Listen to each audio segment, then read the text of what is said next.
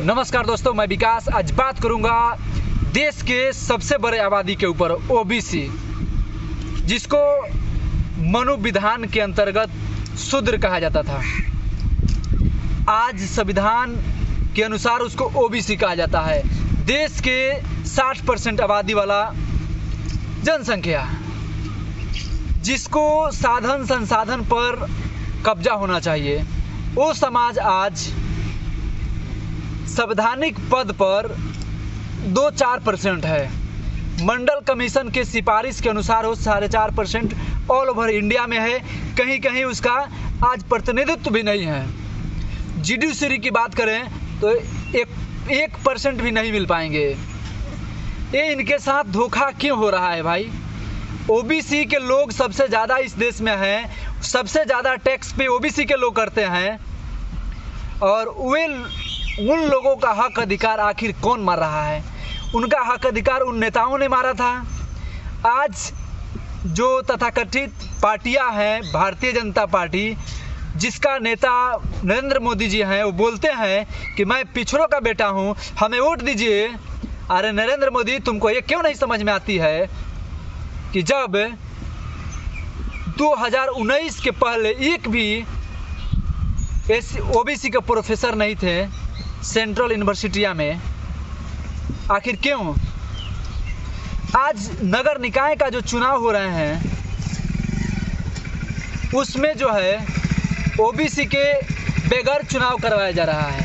ये बताइए, बिना ओबीसी के आप देश को मजबूत कर सकते हैं? नहीं कर सकते हैं। ये ओबीसी सोया हुआ हाथी है, जिस दिन जग जाएगा उस दिन सरकार का नींद हराम कर देगा।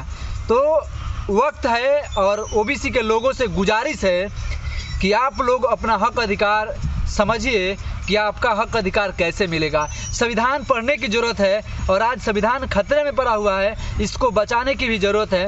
तब जा कर के आपका और हमारा हक अधिकार बचेगा। अन्यथा पहले शेड्यूल कास्ट को लड़ाया जाता है मुसलमानों के विरुद्ध, फिर ओबीसी को लड़ाया जाता है, ऐसा ही जो है आदिवासियों को लड़ाया जाता है। तो ये तमाम जो है मुद्दे हैं जो धीरे धीरे करके धार्मिक एजेंडों में एक बड़े तबके को फंसाया जा रहा है। सरकार बड़ी शातिर है। जब भी आप हक अधिकार की बात करोगे तो आपको धर्म के नाम पर उलझा दिया जाएगा। तो आप धर्म के नाम पर न उलझें, आप अपने हक अधिकार के लिए लड़ाई लड़ें, ताकि देश को बेहतर बनाने के लिए अपनी भूमिका का निर्वहन कर सकिएगा। महंगाई पर बात करिए ना, रोजगार पे बात करिए ना, आपका हक अधिकार जो है वहाँ पे लड़ने की बात करिए, ना कि धर्म बचाने के लिए आप आगे आइए।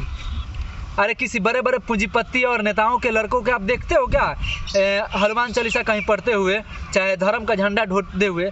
वही लोग जो कमज़ोर लोग हैं, बैकवर्ड हैं, जिनको 2 टाइम खाने में खरीद कर खाते हैं, सोचते हैं कि मैं कैसे खाऊं, वे लोग धर्म की बचाने की सबसे बड़ा ढिंगोरा पीटते हैं।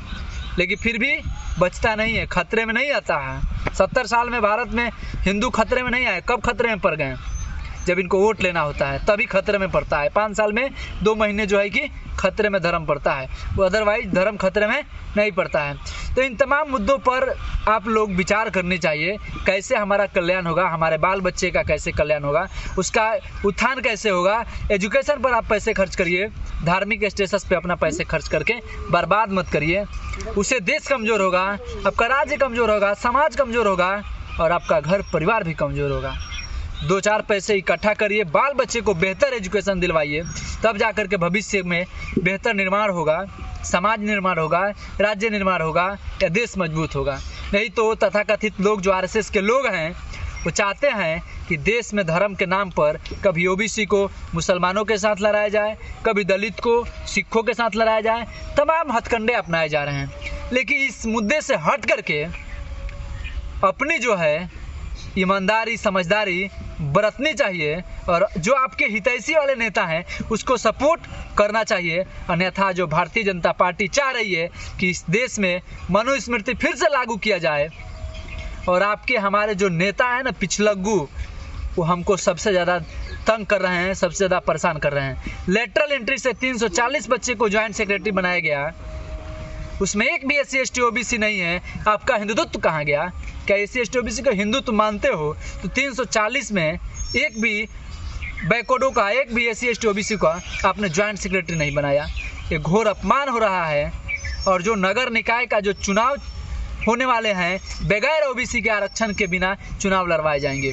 चुनाव होंगे, आयोग साफ साफ बोल दिया है कि हम बगैर OBC आरक्षण के जो है कि नगर निकाय चुनाव कराएंगे।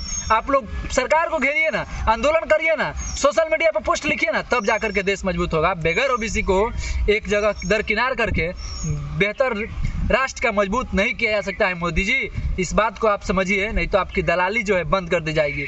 और आपके जो चेहरे पर लाली है ना, वो अडानी और अंबानी की दलाली की वजह से आपके चेहरे पर जो लाली बनी हुई है वो है।